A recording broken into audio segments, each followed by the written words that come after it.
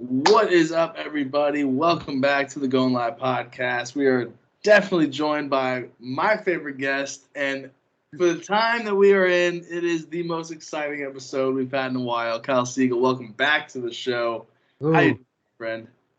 It's like Christmas is tomorrow, It really, It's really hard to, get through this week. And I try not to think about it, with all the mishaps we've gone through. But, after I saw the weigh-ins this morning, I was like, they're pretty screwed if they cancel now. Yep, it's they are locked in, and as soon as I started seeing the ESPN running the advertisements, I kind of got that feeling this could actually go down. So, Kyle, welcome back to the show. As always, we're talking MMA, and for this one, we're talking UFC 249. And first and foremost, let's just talk about the stacked card that we're looking at here. I mean, card of the year by far, 2020. I mean, 2 title fights, a number 1 contender fight, 3 heavyweight fights. I mean, they're gonna imagine the views they're gonna get. Exactly. So just real basically off the bat, what are you really most looking forward to for this one? You could take half that card, and I think I'd be excited just because UFC is back on. It's hard to watch old fights and everything because, I mean, when you're a UFC fan, Saturday night, you usually have UFC on. And Absolutely.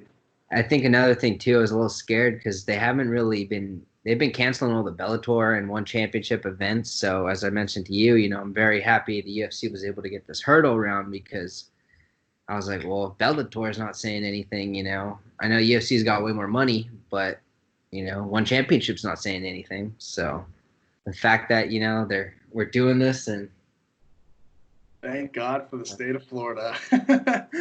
Thank God for the state of Florida. I don't want to see any more memes. I don't want to see any more. We treat them with utmost respect from here on out. But before we get this thing started, I think we should get the big piece of news out of the way. That's Jacare Souza testing positive for the COVID virus, which is, knock on wood, if this thing would fall apart, this is the first step that would have to happen. But for the most part, Florida Commission, they said this thing is still good to go. No one else has tested positive. If you watch the weigh-ins, they were standing as far away from each other as any of the fighters were. A lot of questions about that. Now kind of, more answers for that reason. But this thing is still going on. So, prayers out to Souza. Hopefully he can make a full recovery. But 249 at this moment is not compromised. So let's move on. Let's just get right to it because we've been trying to talk about it. Uriah Hall was living in a gym. Yep. Practicing for this fight because he realizes, unfortunately, he, as promising as he maybe once was, he could get cut. If Souza did hand him a loss, but sucks for Uriah Hall. Absolutely. Now he's going back to the gym and realizing that he's just kind of focus. But luckily for him, I think Dana will take care of him in the next upcoming weeks. Find another fight for him. Especially for Uriah Hall, I think he's not a fan favorite, but he's really well respected throughout the UFC community, the MMA community. He's been here doing this thing for a long time, so I agree with you. I think Dana will at least help him out just a little bit financially because, I mean, what a brutal turn of events there. So then real quick, one piece of news before we get on to the UFC. MLB rumored to return July 1st. Hopefully that's good news in terms of other leagues following that method. So trade yeah, I mean, if you can give me basketball and hockey, I know you'd sacrifice baseball for it. But for the time being, I mean, that's a good sign. So UFC returning, MLB kind of getting a plan in place. We're hoping that NBA and the NHL follow suit. And also NFL schedule finally released. That's also a good sign. So it looks like we are your tickets. So I mean, there's SoFi Stadium, brand new stadium in LA. Looks like they could have no fans their first season. So they might have trouble paying the bills. Let's just say. Yeah, they might have trouble keeping the lights on, but we'll go into that stuff later on. Let's get right into this, man. 249. You got the prelims that on some cards could be the main card. Yeah. What about the prelims? Let's talk about it. What do you like the most about this prelim matchups? You could, like you said, low-key have Cerrone Pettis as headline a main event. Not only that, you have the return of Fabricio Werdum, versus Alexei Olenek, who They're both some of the best submission artists to ever really compete in the UFC. So once again, that could be technically a co-main event. But other than that, you still have, even the early prelims, you have Bryce Mitchell fighting. He's awesome to watch. He has one of the crazy submission last, it was called a twister. I think he's like maybe the third person to ever do that. I think it's the second. Yeah, unbelievable execution on that one. Real story about Bryce Mitchell, and it was cool because he's this just dude from Arkansas, doesn't care about anything, just straight, literally, I guess I don't want to say as south as you could get, but he's just as real as you could get. And then he's just dominating people in the Ultimate Fighter. Yeah. And accident where he ripped his nutsack open. It's true. This guy I forget what he was doing. I think he was on a roof or something and fell. But if you look it up, Bryce Mitchell, and you hear the story, this dude literally ripped it open. And then like 3 months later, this crazy guy was like fighting again and everything. To talk about a man, likes a nice Budweiser and a sun. Yeah, that's a different breed of human, to say the least. But let's talk about a little more in detail about, unless you wanna. Well, then we got Nico Price and Vicente Luque, another killer. That's gonna be a very, very bloody battle. Vicente Luque, just look up what he did to Mike Perry's nose. And he got really beat up by Stephen Thompson last fight, and then Nico Price is coming off a kick on the ground knockout where he was on the ground and he kicked James Vick in the chin and knocked him out. So that's not easy. That's going to be a good fight for sure. So, as I said, a lot of good prelim fights. Let's focus real quick on the most, I would say, notorious fight on the prelims, Pettis-Cerrone 2. Obviously, Anthony Pettis in 2013 took him down with a TKO finish in the first round. What do you see with this matchup? That do you think it goes any different? I personally think it's going to be a similar result. I think Cerrone, to be honest, is going to come out, and I think he'll be ready, especially after Connor's knockout. And I got to say, Pettis did not look good after his last fight. He lost to Diego Ferreira, who he's very well known, you could say, in the MMA fields, but was barely ranked. And, he gave Pettis a beatdown. Not only that, Pettis lost to Diaz before that. So then again, Pettis could be going on 3 losses after after knocking out Stephen Thompson. So that's what's the craziness, how the MMA world goes, That's the UFC for you. And, Anthony Pettis, a legend in the UFC game, a guy who's been around for a long time, but doesn't matter who you are, you lose 3 in a row, you are always on the hot seat. So this is going to be a very interesting fight. Do you have a prediction on this one? Yeah, I would say I think Cerrone gets it done. Maybe even just a decision, because I know Pettis is tough, but I think Cerrone does, come out and he does come firing up, immediately. He's got it. Especially, he said it best, Donald showed up for the Conor fight. Cowboy didn't. Me personally, even the best Cowboy, I still think Conor, knocks him out in the first round. Maybe not 40 seconds, maybe 2 minutes in, but no, and then once we get to the main card, that's when, you get your bread and butter as well.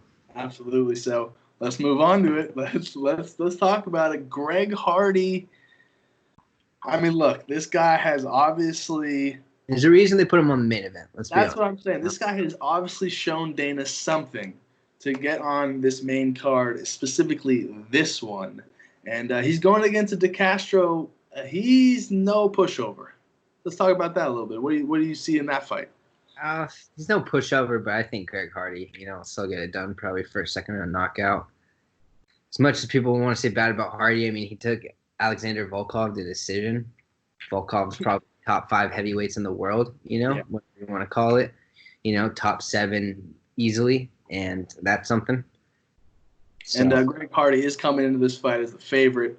So funny enough, but the better heavyweights, then you have the submission battle between Fabricio Werdum, right, versus Alexei Olenek, where you have the return of Fabricio. We'll see what happens, and I could see that in an easy submission victory for Fabricio. Has Werdum been out for injury? I'm sorry, I'm not. Been out for injury, but he's not on the best streak. Gotcha. He's definitely a legend as well, so it'll be interesting to see a veteran in that right do his thing. 3 heavyweight fights. We got number 1 contender fight, though. Let's talk about that one real quick because I'm itching to talk about it, man. Francis Ngannou back in action against Rosenstrike, who just took Funny, apart. I keep forgetting. It's like, oh yeah, that could be a main event on so much. Yeah. So that's the crazy we could talk about. We don't know if the Jeremy Stevens fight Calvin Guitar, but on a good in their prime, sure, maybe you could be that a fight night. Yeah. That's definitely a fight night for Bruce. When you're gonna have right now Nagano. I mean, it's gonna be. I hope they come out swinging in the first. I don't see it going to a decision, but I don't either. If I had to pick, I think Nagano. Francis starches him, and yeah, I do too. It's a pretty heavy favorite. Overeem got knocked out by Jairzinho, but he also won the first 4 rounds. Yeah, that's what I'm thinking. I mean, you don't take the same amount of damage from Ngannou than you do. Unless I think Francis just overextends and just starts first 30 seconds. Let me try to do it immediately. And Jairzinho catches it bad. Of course, I mean they're both 6'4", 260. So, and I mean it would be cool to see Jairzinho shake everything up. If it would just change everything, Of course, because it's the heavyweight is such a shit show because Curtis Blades is beating everybody, but he lost to Francis twice. So no matter what, he's always going to have to go through Francis again for a third. No one's going to want to see a third fight with him. So it's kind of that. Yeah, I mean, it's an interesting situation, but at the end of the day... But let's just say put easily Francis first round. Yeah, I was going to say, I think I'm with you on that. Francis Ngannou knockout. I think he makes it easier for everyone, including Dana. This is a number 1 contender fight, but I think we know who's going to come out on top. So that's one thing. If Jairzinho does win, I think he could possibly get, maybe maybe they even do an interim heavyweight title because who knows when DC Stipe 3's coming around. Both are jabbing at each other, but Stipe doesn't seem like he's going to be fighting in quarantine anytime soon. So, and I'm with you on that. I out of all the weight classes in the UFC, I see an interim belt being fought for in the heavyweight division. I mean, there's so many question marks going down. Francis, we'll see what happens. I mean, look, they win both these fights. Yeah, maybe a few months. If Greg ever listens to this, which I doubt it, but hopefully it don't get slammed into a garbage truck. But I mean, at the end of the day, though, it is the most clogged up right now division, has the most question marks, and it has the least amount of activity from the top. So an interim belt, it makes the most sense. So I'm with you on that. I could actually really, really see that happening. And especially I think, if they say, oh yeah, DC Stipe December or something, Mm-hmm. Yeah, I got to have a little bit more movement at the top of that weight class, no doubt. But I'm with you. Ngannou first round, I think it's a knockout. I just think he is too talented, too good, too powerful, and his time is coming.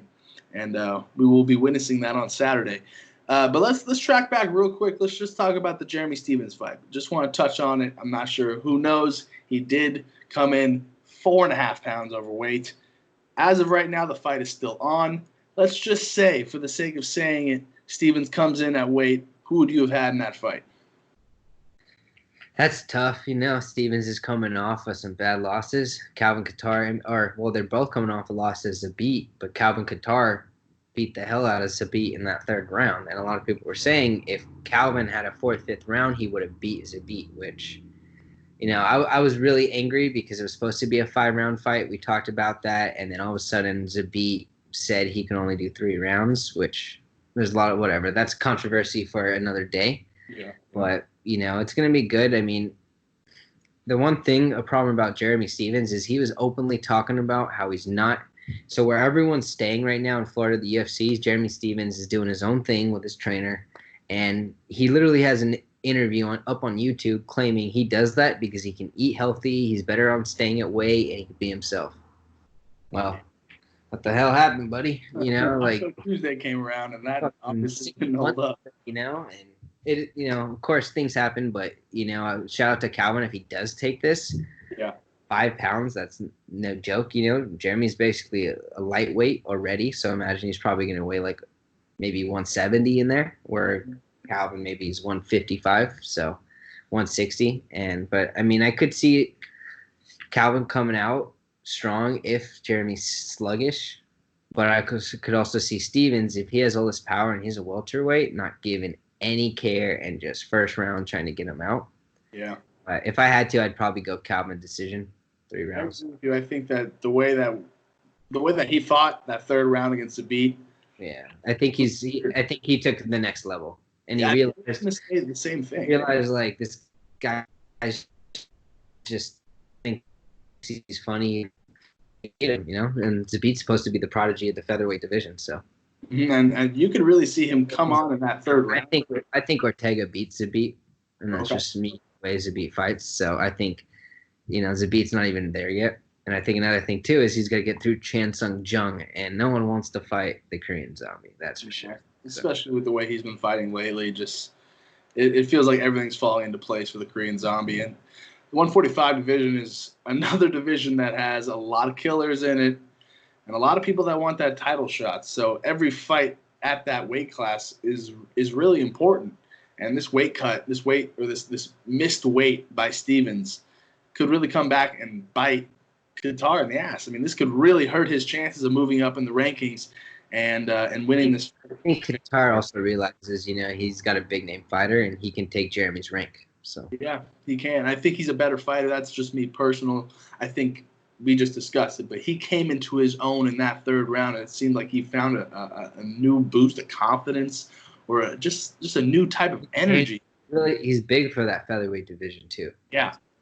Good. So I'm really excited for this fight. I mean, if you look at it on paper, it's maybe not the most exciting fight, but a guy like Qatar, I mean, he really has some promise, and we might be seeing some sort of, climb to the top. You never know. So stay tuned for that. It might not even happen at this point. 5 pounds is so much. Second round.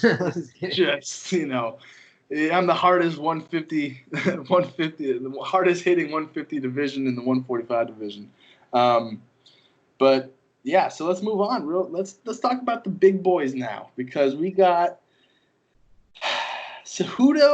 Henry Cejudo, the king of cringe, against the greatest 135er to ever lace him up, in my opinion, Dominic Cruz. And I'm going to say something real quick. Henry Cejudo's demeanor after he looked into the eyes of Dominic Cruz has changed just a little bit.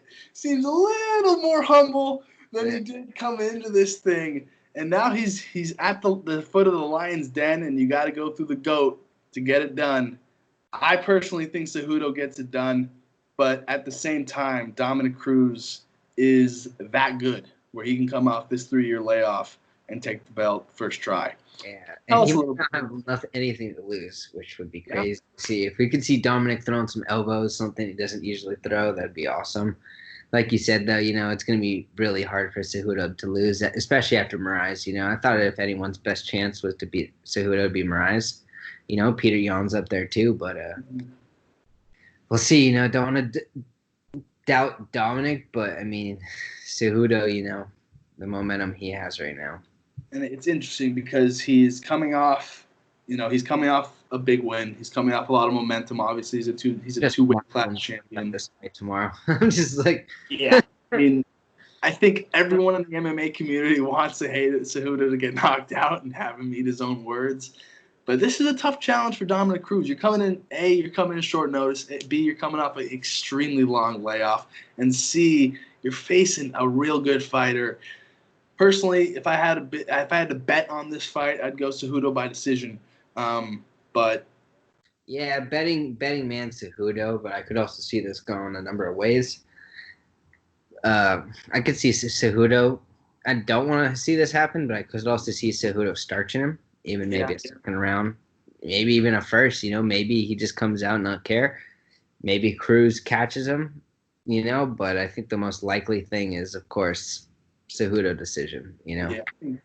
For me personally, this is probably the one fight I'm not betting on because it's just too up in the air. I mean, you're talking about the GOAT. You're talking about a guy who's on a roll. He just knows it's the last chance too. He knows if he's not gonna Probably he's not going to lose this fight and then continue fighting. he doesn't want to have to go fight Peter Yan. He doesn't have to go fight these other guys, Exactly. So I'm staying away from this as a betting man, but as a betting man, I am not staying away from the main event. Tony Ferguson, Justin Gaethje, interim 155 belt. I got my man Tony Ferguson extending the winning streak to 13. Elbows all day long. I love Justin Gaethje. I think he is very similar to Jorge Masvidal in terms of his come up and his ability to take over. But man, you're talking about a man who does not care who you are. Masvidal, I got the Masvidal. There you go. Boom. But no, you said it best. But I think Justin Gaethje, if other than maybe Conor Khabib, he is easily the best 155er. To give him an interim title. I also think it's not going to be maybe too one-sided. I do have Tony winning, but I think Tony's going to get in a little bit of trouble in this fight, and it's going to force Tony to get out of it the way Tony does. This is another fight that could go a lot of ways. Some people are saying, they think Gaethje's going to go in there and starch him. Who does it say otherwise? He starched Edson Barboza in the first round. Yeah. Edson loses, but Edson loses to wrestlers, and he gets ass kicked. He does not get knocked out in the first round by strikers. That's one thing. James Vick, we all know, he put to sleep. But then, he also did it to Donald Cerrone. So Justin Gaethje at this moment has probably top 5 momentum in terms of any UFC fighter. He's on a roll. He's feeling himself. But he has nothing to lose from this fight. That's the best part. He's in the same position. If he loses, maybe he still fights Conor. And maybe he fights Dustin Poirier again, so. There's no way he gets bumped down in the rankings for taking this short notice against a guy like Tony Ferguson. This is a win-win situation for Gaethje and a big lose-lose situation for Ferguson. And at the end of the day, I just think Tony's going to rise to the occasion and get it done. I just think that the gods, the MMA gods, are going to make sure we have Khabib Ferguson at one point in time. Yeah, and that's part of the reason I think I do want Tony, because I do think Tony's Khabib's biggest threat. As much as Conor, I think Tony is in Khabib's head. And that's something Conor wasn't able to do because Tony's some weirdo, Conor's was some alcoholic cokehead trying to get it done, and Tony's like, I'm gonna put on shades and I'm gonna kick cinder blocks and I'm gonna call you. Tony literally calls him tiramisu cake. Like, he doesn't swear at him. He calls him literally soft pound cake. Like, like Conor's putting every name in the book, swear. Meanwhile, Tony's putting pictures like how to make Khabib cake, add flour, add 6 fight, injuries, and he's the king of the random trash talk, and I'm excited for it, man. This Tony Ferguson. Tony, we mentioned it. Tony got his post liked the other day by Tom Brady. It's this is about Tony, and if you're gonna say who's the biggest star, it's Tony Ferguson, and Khabib let that happen. Then again, we know Khabib doesn't care, but at the end of the day, we'll see. Yeah, Tony Ferguson has already cut the weight to 155 for the original 249 date. Stayed there. And then he stays there for the next 249 date. He's too committed to lose this fight. I think that's the bottom line. Justin Gaethje is just running into Tony Ferguson at the wrong time. And, we just said it. One thing I would say is Tony, if Tony's not serious in that second round, and because Justin does not care and he'll go straight, then, because let's not forget, Pettis was probably the closest to knocking out Tony Ferguson in Vegas that fight. And say what you want, Tony did win, but there was definitely a second where Tony Ferguson, was very, very close. But very close. Anyone who's going to pull it off and end this 12-fight win streak on a short notice, it's going to be Justin Gaethje. I'm excited. I really cannot wait. I'm not going to sleep tonight. I'm going to be watching the prelims from the very beginning. Sports is back, and Kyle, it's been great to have you. Thank you for joining me, man. First, man. Thanks for having me, but I'd say, Absolutely. Hopefully the next episode isn't quarantine style, but if it is, you will be the first on the Skype, no doubt. We got 3 more events, though. Before we wrap this up, just want to talk about it. This isn't the only one. We got a few more coming up, so It's not the 7 and 7 weeks that was planned originally, but June's got 2 cards, so we'll see you soon for sure. I'm assuming we'll be talking about those as well. All right, later, man. All right, brother. We'll talk to you soon. Thank you again. Peace. Peace.